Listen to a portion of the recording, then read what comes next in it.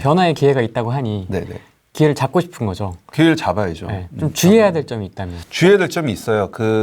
조금 재개발에 대해서 전혀 모르시는 분들이라면 조금 어려울 수도 있는데, 그러면 재개발은요, 그냥 빌라가 이렇게 있다고 해주는 게 아니거든요. 그러면 요건이라는 게 있어요. 요건.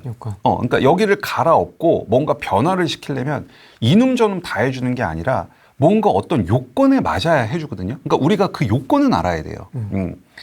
근데 이제 그런 거죠. 그 요건을 예를 들어서 법으로 딱 정해놓으면, 그 법으로 딱딱 정해놓으면, 법은 대한민국 법이기 때문에 제주도에도 적용이 되고 뭐 원주에도 적용이 되고 서울에도 적용이 되잖아요. 근데 도시라는 걸 보면 서울시와 예를 들어서 원주시는 급이 다르잖아요. 인구도 다르고 일자리도 다르고, 그렇기 때문에 그 주택을 공급하는 그 공급자와 그 계획을 세우는 지방자치단체 입장에서는 똑같은 법으로 정해버려갖고 똑같은 기준으로 잣대를 대버리면 안 맞는 거예요. 그러니까 서울 같은 경우는 공급이 부족하기 때문에 조금 더 원활해야겠죠. 그래야 되니까.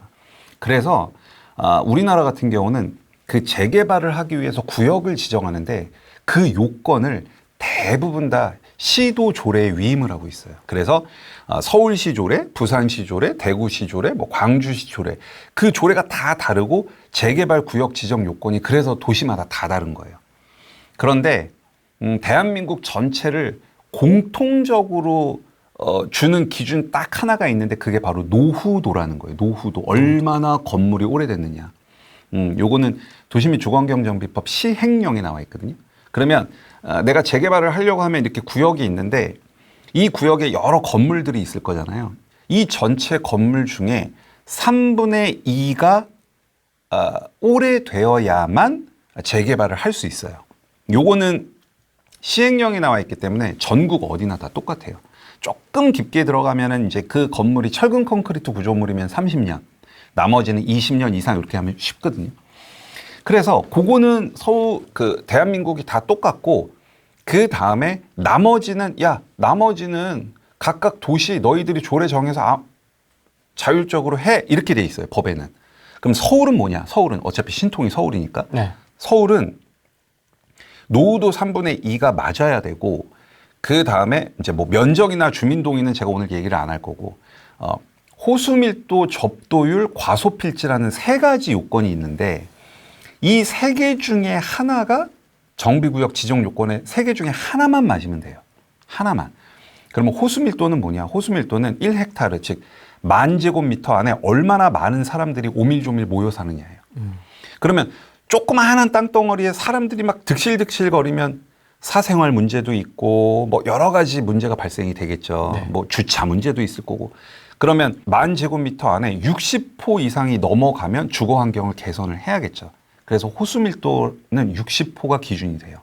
그 다음에 접도율은 뭐냐 하면 4m 이상 되는 도로에 얼마나 많은 집들이 접해 있느냐거든요.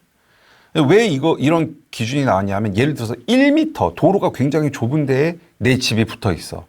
근데 저 끝에 있어. 그럼 예를 들어서 불이 나면 불자동차가 들어올 수가 없거든요. 그래서 이런 좁은 골목에 많은 집들이 붙어 있으면 주거 환경을 개선을 해야 되겠죠.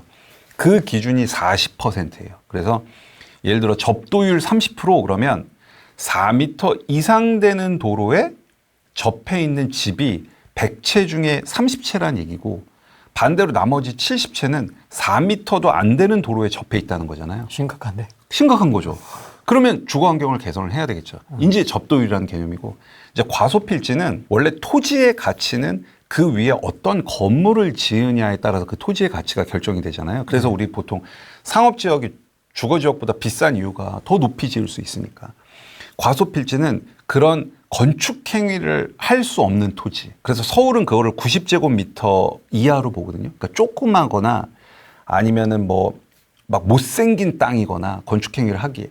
이제 이런 필지가 그 구역 내 전체 필지 중에 40%가 넘어가면 토지가 비효율적으로 운영되는 거니까, 그러면 이제 주거 환경을 또 개선을 해야 되겠죠. 그래서 노후도 3분의 2가 맞고, 이거는 반드시 맞아야 되고, 아까 말한 호수밀도, 접도율, 과소필지 이 세 개 중에 하나만 맞으면 그러면 서울에서는 재개발이 되는 거고 예를 들어서 성남 가면은 거기도 재개발 지역이 되게 많잖아요. 거기는 두 개예요, 두 개. 이 세 개 중에 두 개가 맞아야 돼요. 성남시조례는.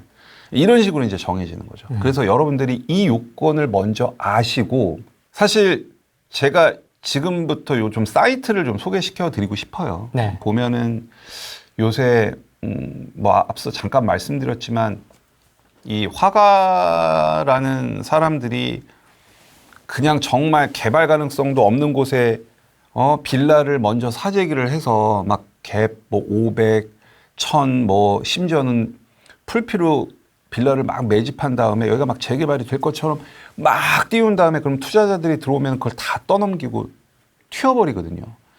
그러려면 여러분들이 적어도 이 사이트를 활용하는 법만 알면 정말 여기가 그래도 이 요건에 맞는지 안 맞는지는 체크할 수가 있다는 거죠. 그래서 그럼 오늘 한번 시연을 좀 해보도록 하겠습니다. 네. 지난번에 사실 이걸 알려드렸는데 네. 사용법이 좀 이렇게 원활하지가 않다. 그렇죠. 잘 안 찍어진다. 저도 해봤는데 잘 안 찍어지더라고요. 그래서 찍어보셨구나. 네, 그래서 한번 이제 직접 직접 찍는 해드릴게요. 것까지 한번 보여달라고 알겠습니다. 제가 요청을 드리는 겁니다. 네, 창에다가 GIS LA 로우라고 치면 네. 바로 이 창이 뜨거든요. 근데 참고로 여러분들 이게 그 민간에서 만든 사이트예요. co.kr이니까. 그래서 100% 정확하진 않아요. 근데 다만 우리가 이걸 모르는 것보다는 알고 접근하는 게 훨씬 나은 거니까.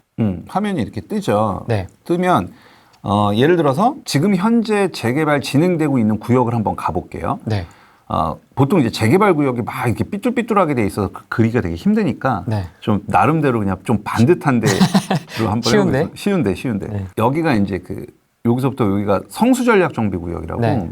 한남뉴타운이랑 더불어서 우리나라에서 가장 최고죠. 네. 그래서 이제 1지구, 2지구, 3지구, 4지구인데 이 도로 기준으로 좀 반듯하게 자를 수 있는 3지구 잠깐 한번 해볼게요. 네. 왼쪽에 가면 여기 구역 설정이라는 버튼이 있고요. 네. 요거를 딸까닥 클릭한 다음에 네. 그냥 이렇게 구역을 그리면 됩니다. 두산이 왜 저쪽이니까 요쯤까지 되겠다. 물론 실제 구역은 자 그리고 엔터를 딱 치면 로딩이 되고 노란색으로 바뀌죠. 물론 실제 구역은 여기가 막 삐뚤삐뚤해요. 근데 그걸 뭐 오늘 다 그릴 수는 없고. 네. 그다음에 이제 이렇게 노랗게 변하고 나면 오른쪽 상단에 여기 구역 확정 버튼이라고 있어요. 네. 요거를 클릭을 하면 이제 위에 이렇게 바가 있지 않습니까? 네. 여기서 입지 분석으로 들어가는 거죠. 입지 분석으로 딸까닥 들어가면 토지 건물 분석이라고 나와요. 요거를 딸까닥 클릭하고 보면 이제 위에 이렇게 바가 쭉 나오죠. 오른쪽으로 가다 보면 여기 노후도 분석이라고 있죠. 네. 요거를 클릭해 볼게요. 딸깍.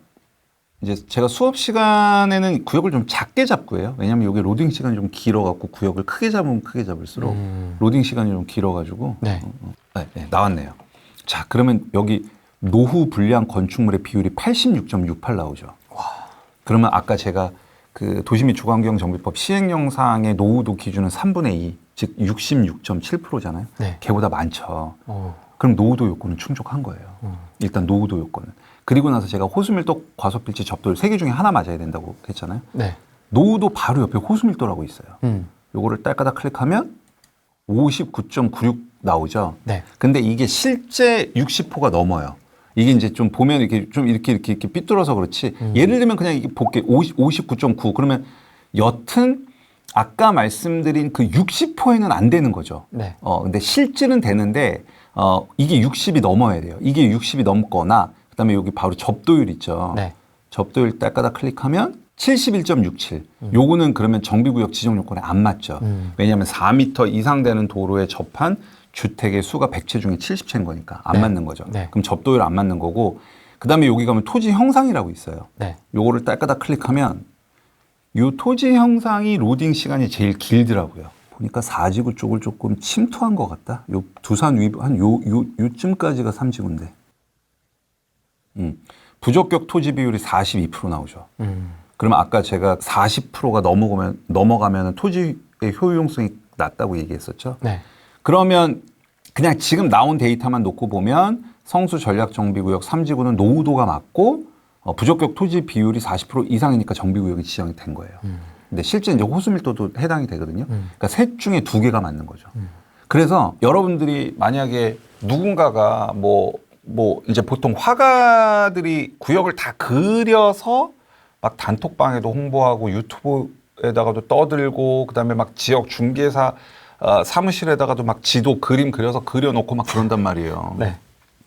그러면 적어도 여러분들이 이 공간정보 플랫폼에 들어오셔서 그 구역이 재개발 정비구역 지정 요건에 맞는지는 체크하실 수가 있는 거예요. 근데 또 요새는 한 단계 더 디벨롭 된답니다. 지금은 사실 조감도까지 만들어가지고 네. 이 조감도까지. 충족되는 데를 또 화가들이 그렇죠. 그것도 그러면 제가 조금 더 딥하게 또 알려드릴게요. 요 이어서. 네. 자, 그러면 예를 들어서 안 되는데 한번 가볼게요. 안 되는데. 안 되는데. 잠실에 이제 석촌호수 쪽 가면 네. 거기 빌라 굉장히 많거든요. 네. 여기 여러분들 보시면 이게 다 빌라촌이잖아요. 네. 여기 입지가 얼마나 좋습니까? 좋습니다. 네, 여기 얼마나 좋아요. 여기 그냥 재개발하면 너무 좋을 것 같잖아요. 그런데 진짜 조례랑 시행령이 바뀌지 않는 이상은 여기는 절대 재개발을 할 수가 없어요. 예를 들면 레이크 팰리스 요 밑에 한번 볼게요. 그냥 예를 들어서 아까랑 똑같이 구역 설정 버튼 누르고 여긴 뭐 구역계가 없으니까 그냥 제가 대충 그려보겠습니다. 네. 공원 빼고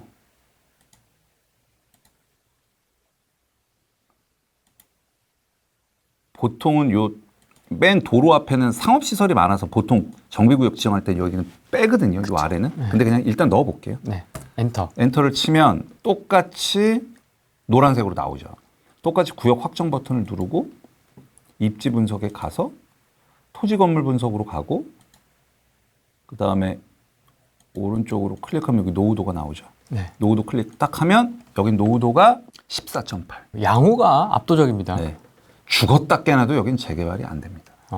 죽었다 깨나도. 모르죠 뭐. 시행령을 갖다가 노후도 기준을 10%로 해버리면 되겠지만 그럴 가능성은 없죠. 없죠. 그거 그렇게 해버리면 뭐 대한민국 다 개발판 만들면. 그러니까 일단 노후도에서 안 맞아요. 자, 여긴 재개발이 될 수가 없어요. 딴 거 한번 볼게요. 호수밀도.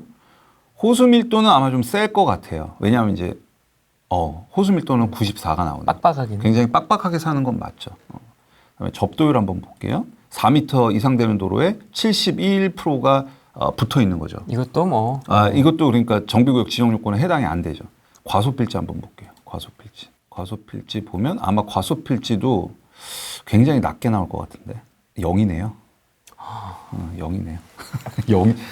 다 된다. 네, 다 되는 거예요. 뭐가 됐던 건축 행위를 하는 데 있어서 서울시 조례상에 허들이 되는 토지는 없다는 얘기죠. 필지는 없다. 지장이 없다는 거죠. 이는 재개발 안 됩니다. 그래서 데이터가 이렇게 극명하게 나오거든요. 근데 뭐 아까 성수 전략정비구역에서 잠깐 예를 들었지만 이 공간정보 플랫폼이 100% 정확하진 않기 때문에 예를 들어서 뭐 호수밀도 59다 그러면 60이 넘을 확률도 있는 거고 뭐 한 60.5 나왔다 근데 60이 안 되는 경우도 있는 거고 이제 그거는 실제 자치구에서 다 용역을 줘서 다 보니까 그것까지는 우리가 할 수 없고 그래도 적어도 이런 사이트를 우리가 알고 있으면 적어도 그런 화가나 세력들한테 어느 정도 우리 스스로를 보호할 수 있다는 거죠.